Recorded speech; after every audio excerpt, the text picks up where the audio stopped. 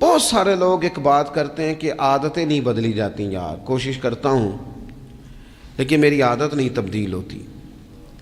میں آپ کو ایک رائے دینے لگا ہوں، مشورہ دینے لگا ہوں، میں آپ سے یہ عرض کرنے لگا ہوں کہ موقع آیا ہے رمضان شریف کا۔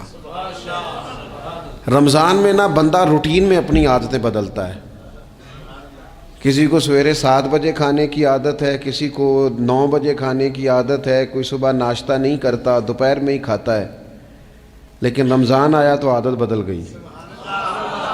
7 بجے والا بھی نہیں کھا رہا، 9 بجے والا بھی نہیں کھا رہا، دوپہر والا بھی نہیں کھا رہا، سارے سحری میں کھا رہے ہیں۔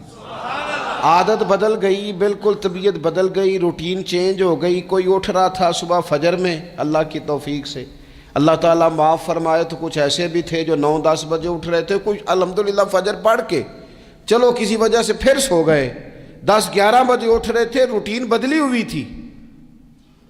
رمضان آیا تو بدل گئی، سارے سحری میں اٹھ رہے ہیں، تہجد کے وقت سب کی آنکھ کھل رہی ہے، بالکل روٹین بدل گئی، حالات بدل گئے، معاملات تبدیل ہو گئے، اوقات تبدیل ہو گئے، دفاتر کے ٹائم تبدیل ہوئے، اسکولوں کے نظام تبدیل ہوئے، مدارس کے اوقات تبدیل ہوئے، ہر چیز کے اندر تبدیلی آئی۔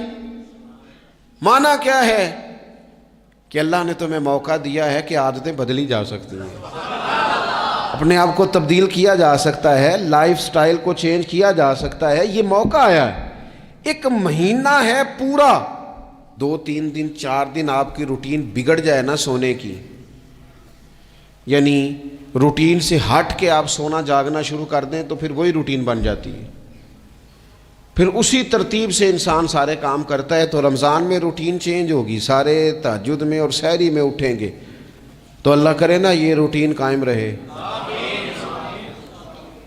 رمضان میں تو اٹھتے تھے سحری کرنے کے لیے، تو اللہ کرے روٹین بن جائے اور سارا سال اٹھیں تہجد کی نماز ادا کرنے کے لیے، اللہ کرے روٹین بن جائے، چیزیں تبدیل ہو جائیں۔